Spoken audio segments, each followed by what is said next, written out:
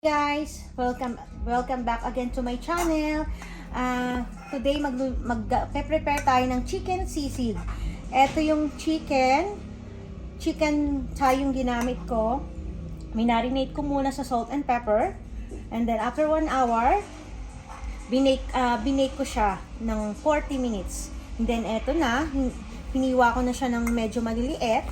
Then ni-ready ko na din ang mga ingredients: lemon, meron tayong 2 teaspoon of toyo, jalapeno chili, white onion, isang white onion lang siya, malaki lang, garlic salt, 1 teaspoon,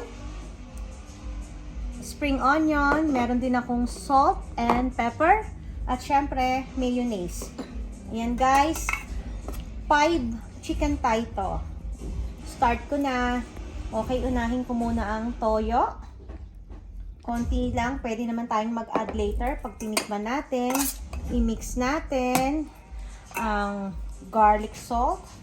Hindi ko lahat ilalagay. I-check ko muna mamaya yung lasa. Baka masyadong umalat. And then, next, maglalagay na ako ng sibuyas. Half lang muna siguro nito. Dagdagan ko ng konti.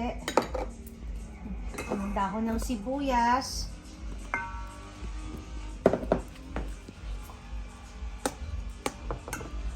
Konting salt. And black pepper. Lemon. Mga 3 teaspoon yung lemon ko. Mix muna natin. And then, maglagay muna ako ng 2 tablespoon of mayonnaise.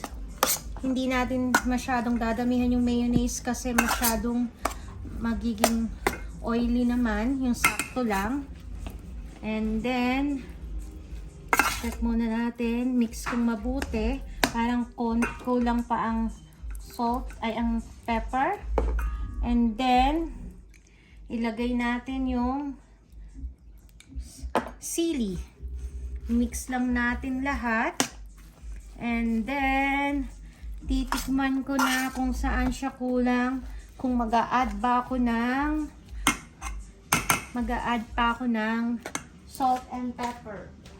Guys, magdagdag lang ako. Tinikman ko, magdagdag lang ako ng konting garlic salt. Medyo matabang sa akin. Pero yung mga iba, kung ayaw nyo nang dagdagan, okay na din. Ayan, mix natin uli yung sili. Ayun na, sakto lang yung lasa.